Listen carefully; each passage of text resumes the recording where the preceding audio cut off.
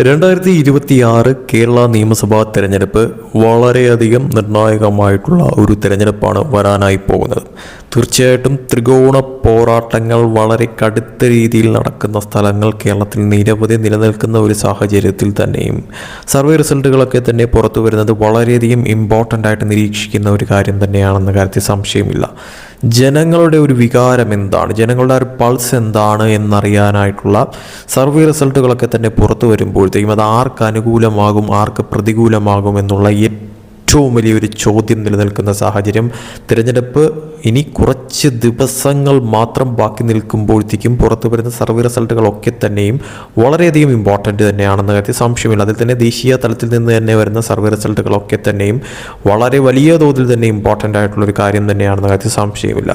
തീർച്ചയായിട്ടും അതിൽ കേരളത്തെ സംബന്ധിച്ചിടത്തോളം വളരെയധികം ഇമ്പോർട്ടൻ്റ് ആയിട്ട് ത്രികോണ പോരാട്ടങ്ങൾ നടക്കുന്ന നിരവധി സ്ഥലങ്ങൾ നിലനിൽക്കെ തന്നെ അതിൽ ഏറ്റവും ഇമ്പോർട്ടൻ്റ് ആയിട്ടുള്ള സ്ഥലം, അതായത് 140 നിയമസഭാ മണ്ഡലങ്ങളിൽ തിരഞ്ഞെടുപ്പ് നടക്കുമ്പോൾ അതിൽ ഏറ്റവും ഇമ്പോർട്ടൻ്റ് ആയിട്ടുള്ള ഒരു സ്ഥലം എന്ന് പറയുന്നത് നേമം, തിരുവനന്തപുരം നേമത്ത് ഇത്തവണ എന്ത് തരം അട്ടിമറിയാണ് സംഭവിക്കാൻ പോകുന്നത് എന്നുള്ള ഏറ്റവും പ്രധാനപ്പെട്ട ചോദ്യം നിലനിൽക്കുന്ന ഒരു സാഹചര്യം.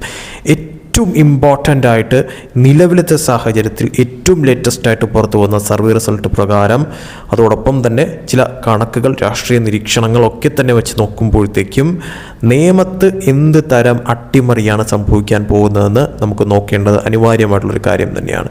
തീർച്ചയായിട്ടും കണക്കുകളിലേക്ക് പോകുമ്പോൾ തന്നെയും നിയമത്തെ സംബന്ധിച്ചിടത്തോളം അവിടെ BJP എന്ന് പറയുന്ന പാർട്ടിക്ക് ഏറ്റവും കൂടുതൽ സ്വാധീനമുള്ള ഒരു സ്ഥലം തന്നെയാണ് എന്ന കാര്യത്തിൽ സംശയമില്ല. അതോടൊപ്പം തന്നെ അവർക്കൊരു MLA ഉണ്ടായ ഒരു സ്ഥലം തന്നെയാണ് നേമം. പല പാർലമെൻറ്റ് തിരഞ്ഞെടുപ്പുകളിലും ഒന്നാം സ്ഥാനത്തെത്തിയ ഒരു സ്ഥലമാണ് നേമം എന്ന് പറയുന്നത് BJP സംബന്ധിച്ചിടത്തോളം.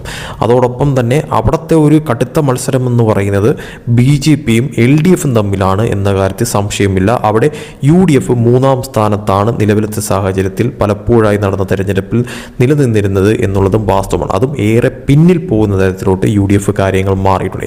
UDFനെ സംബന്ധിച്ചിടത്തോളം വളരെയധികം ശക്തി കുറഞ്ഞ ഒരു സ്ഥലമായിട്ട് നേമത്തെ ഇപ്പോൾ വിലയിരുത്താൻ പറ്റുന്ന തരത്തിലോട്ട് കാര്യങ്ങൾ മാറിയിരിക്കുന്നു.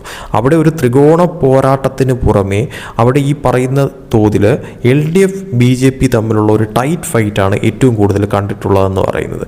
UDFനെ സംബന്ധിച്ചിടത്തോളം കഴിഞ്ഞ തവണ മാത്രമാണ് മുരളീധരനെ കൊണ്ടുവന്ന് കുറച്ച് വോട്ട് അധികമായി കൂട്ടാൻ സാധിച്ചതും അതിലൂടെ BJPക്ക് ആ സീറ്റ് നഷ്ടപ്പെട്ടു പോകുന്ന തരത്തിലോട്ട് കാര്യങ്ങൾ മാറിയത്.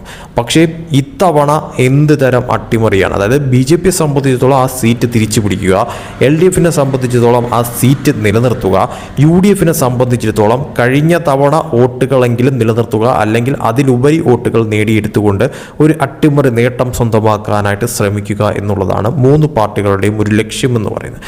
അതിൽ തന്നെ ഇപ്പോൾ സ്ഥാനാർത്ഥി നിർണയമൊക്കെ കഴിഞ്ഞതിൽ പിന്നാലെ നേമത്ത് രാജീവ് ചന്ദ്രശേഖർ BJP സ്ഥാനാർത്ഥി, ശിവൻകുട്ടി LDF സ്ഥാനാർത്ഥി, അതോടൊപ്പം തന്നെ ശബരിനാഥൻ UDF സ്ഥാനാർത്ഥി. അപ്പോൾ ചിത്രം വ്യക്തമായി കഴിഞ്ഞിരിക്കുന്ന ഒരു സാഹചര്യത്തിൽ നേമത്ത് നടക്കാൻ പോകുന്ന സംഭവവികാസങ്ങൾ, അതിൽ ഏറ്റവും ലേറ്റസ്റ്റ് ആയിട്ട് പുറത്തു വന്നിരിക്കുന്ന സർവേ റിസൾട്ട് പ്രകാരം നേമത്ത് അട്ടിമറി നടക്കുമെന്ന് തന്നെയാണ് അടിവരയിട്ട് പറയുന്ന ഒരു കാര്യമെന്ന് പറയുന്നത്. അതായത് നേമത്തെ സംബന്ധിച്ചിടത്തോളം നേമം സീറ്റ് LDFിൽ നിന്നും അട്ടിമറിക്കപ്പെടുമെന്ന് തന്നെയാണ് സർവേ റിസൾട്ട് സൂചിപ്പിക്കുന്ന ഒരു കാര്യമെന്ന് പറയുന്നത്. അതും BJPയിലേക്ക് ആ സീറ്റ് പോകാനായിട്ട് തന്നെയാണ് ഏറ്റവും കൂടുതൽ സാധ്യത എന്ന് തന്നെയാണ് ഈ ഒരു സർവേ റിസൾട്ട് പുറത്തു വന്നപ്പോഴത്തേക്കും മനസ്സിലാവുന്ന ഒരു കാര്യമെന്ന് പറയുന്നത്. അതായത് ഒരു വിജയസാധ്യത കണക്ക് അത് പുറത്തു വിടുമ്പോഴത്തേക്കും അതിൽ പറഞ്ഞിരിക്കുന്നത് പ്രകാരമാണെങ്കിൽ BJPക്ക് 48% വിജയസാധ്യത നിലനിൽക്കുന്നു നേമത്ത് എന്ന് പറയുന്നു.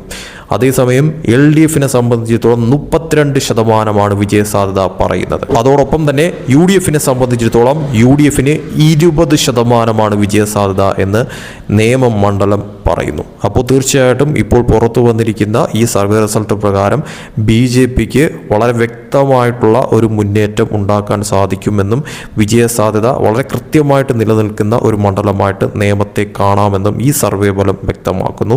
48% വിജയസാധ്യത BJPക്ക്, 32% വിജയസാധ്യത LDFന്, 20% വിജയസാധ്യത UDFന് എന്ന രീതിയിലാണ് ഈ ഒരു സർവേ റിസൾട്ട് ഇപ്പോൾ ലേറ്റസ്റ്റ് ആയിട്ട് പുറത്തു വന്നിരിക്കുന്നതെന്ന് പറയുന്നത്. തീർച്ചയായിട്ടും ഇതൊരു സർവേ റിസൾട്ടാണ്. അതോടൊപ്പം തന്നെ ജനവികാരം ഏത് തരത്തിലാണ് എന്നുള്ളത് കാത്തിരുന്ന് കാണേണ്ട കാണേണ്ടത് അനിവാര്യമായിട്ടുള്ളൊരു കാര്യം തന്നെയാണ്. പക്ഷേ നേമം പോലൊരു മണ്ഡലത്തെ സംബന്ധിച്ചിടത്തോളം തീർച്ചയായിട്ടും BJPയെ സംബന്ധിച്ചിടത്തോളം ഏറ്റവും കൂടുതൽ മുന്നേറ്റം ഉണ്ടാക്കാൻ പറ്റുന്ന ഒരു സ്ഥലം, വിജയസാധ്യത ഏറ്റവും വലിയ തോതിൽ നിലനിൽക്കുന്ന ഒരു സ്ഥലം, BJPയുടെ സംസ്ഥാന അധ്യക്ഷനായിട്ടുള്ള രാജീവ് ചന്ദ്രശേഖർ മത്സരിക്കുന്ന ഒരു സ്ഥലമായതുകൊണ്ട് തന്നെയും വളരെ വലിയ തോതിൽ വളരെ ഇമ്പോർട്ടൻ്റ് ആയിട്ടുള്ള ഒരു മണ്ഡലമായിട്ട് തന്നെയാണ് BJP ഈ സ്ഥലത്തെ കാണുന്നത് എന്ന കാര്യത്തിൽ സംശയമില്ല. വിജയത്തിൽ കുറഞ്ഞതൊന്നും തന്നെ അവരവിടെ പ്രതീക്ഷിക്കുന്നില്ല എന്നുള്ളതും യാഥാർത്ഥ്യമാണ്. അതോടൊപ്പം തന്നെയാണ് LDFനെ സംബന്ധിച്ചിടത്തോളം UDFനെ സംബന്ധിച്ചിടത്തോളം അവിടെ സീറ്റ് നിലനിർത്തുക, ഒരു അട്ടിമറി മുന്നേറ്റം ഉണ്ടാക്കുക എന്നുള്ള ലക്ഷ്യമെന്ന് പറയുന്നത്. പക്ഷേ സർവേ റിസൾട്ട് നിലവിലത്തെ സാഹചര്യത്തിൽ അനുകൂലമായിരിക്കുന്നത് BJPക്കാണ്. വ്യക്തമായിട്ടുള്ള ഒരു വിജയ സാധ്യത അവിടെ നൽകുന്നു. 48%, 32% മാത്രമാണ് LDFന് നൽകുന്നത്, 20% മാത്രമാണ് UDFന് നൽകുന്നത്. തീർച്ചയായിട്ടും വലിയൊരു അട്ടിമറി മുന്നേറ്റം അവിടെ നടക്കാനായിട്ട് സാധ്യതയുണ്ട് എന്ന് തന്നെയാണ് ഈ സർവേ റിസൾട്ട് നോക്കുമ്പോഴത്തേക്കും മനസ്സിലാവുന്ന ഒരു കാര്യം എന്ന് പറയുന്നത്. പക്ഷേ സർവേ റിസൾട്ട് പോലെ തന്നെ കാര്യങ്ങൾ മാറി മറിയുമോ നിയമത്തെന്നുള്ളത് കാത്തിരുന്ന് കാണേണ്ടത് അനിവാര്യമായിട്ടൊരു കാര്യം തന്നെയാണ്. കാരണം ജനവിധി എന്താണ്, ഒരു റിയൽ ആയിട്ടുള്ള ഒരു ജനവിധി എന്താണ് എന്നുള്ളത് കാത്തിരുന്ന് കാണേണ്ടത് അനിവാര്യം തന്നെയാണ്. കാരണം ഇനി കുറച്ച് ദിവസങ്ങൾ മാത്രമേ ഉള്ളൂ. പലതരത്തിലുമുള്ള അട്ടിമറികൾ നടക്കാനായിട്ടുള്ള സാധ്യതകൾ നിലനിൽക്കുന്നുണ്ട്. അവസാന നിമിഷം വരെയും കാത്തിരിക്കേണ്ടത് അനിവാര്യമായിട്ടുള്ളൊരു കാര്യം തന്നെയാണെന്ന കാര്യത്തിൽ സംശയമില്ല. പക്ഷെ നിയമത്തെ മുൻകാല ചരിത്രം നോക്കുമ്പോഴത്തേക്കും നിയമത്തെ സംബന്ധിച്ചിടത്തോളം അവിടെ എന്ത് അട്ടിമറിയും നടക്കാനായിട്ടുള്ള സാധ്യതയുണ്ട് എന്ന് തന്നെയാണ് വളരെ കൃത്യമായിട്ട് മനസ്സിലാക്കാൻ സാധിക്കുന്ന ഒരു കാര്യമെന്ന് പറയാം. അതുകൊണ്ട് തന്നെ ഒരു പ്രവചനാതീതമായിട്ട് കാര്യങ്ങൾ മാറാനായിട്ടുള്ള എല്ലാ സാധ്യതയും നിലവിൽ നിയമത്ത് നിലനിൽക്കുന്നുണ്ട് എന്നുള്ളത് യാഥാർത്ഥ്യമായിട്ടുള്ളൊരു കാര്യം തന്നെയാണ്. ഒരു ടൈറ്റ് ഫൈറ്റിലേക്ക് കാര്യങ്ങൾ മാറിയാലും അത്ഭുതപ്പെടാനില്ല എന്ന് വേണം നിലവിലത്തെ സാഹചര്യത്തിൽ പറയാനായിട്ട്. പക്ഷേ സർവേ റിസൾട്ട് പോലെയാണെങ്കിൽ തീർച്ചയായിട്ടും നിയമത്ത് അക്കൗണ്ട് തുറക്കാനായിട്ട് BJPക്ക് സാധ്യതകൾ വളരെ കൂടുതലായിട്ടാണ് കാണുന്നത്. നല്ലൊരു ശതമാനം വിജയ സാധ്യതയാണ് നിയമത്ത് BJPക്ക് ഈ ദേശീയ സർവേ റിസൾട്ട് അടക്കം കൊടുത്തിരിക്കുന്ന ഒരു കാര്യമെന്ന് പറയുന്നത്. അങ്ങനെയാണെങ്കിൽ രാജീവ് ചന്ദ്രശേഖർ നിയമത്ത് MLA ആയി മാറുമോ, അവിടെ LDFന് സീറ്റ് നഷ്ടപ്പെടുന്ന തരത്തിലോട്ട് കാര്യങ്ങൾ മാറുമോ, UDFനെ സംബന്ധിച്ചിടത്തോളം അവർക്ക് ഈ പറയുന്ന തോതിൽ വളരെ വലിയ തോതിൽ കേരളത്തിലുടനീളം വിജയപ്രതീക്ഷ വച്ചിരിക്കുന്ന UDFന് നിയമത്ത് ഒരു വലിയ തോതിലുള്ള ഒരു തിരിച്ചടി ഉണ്ടാകുന്ന തരത്തിലോട്ട് കാര്യങ്ങൾ മാറുമോ എന്നുള്ളത് തീർച്ചയായിട്ടും കാത്തിരുന്ന് കാണേണ്ടത് അനിവാര്യമായിട്ടുള്ള ഒരു കാര്യം തന്നെയാണ്.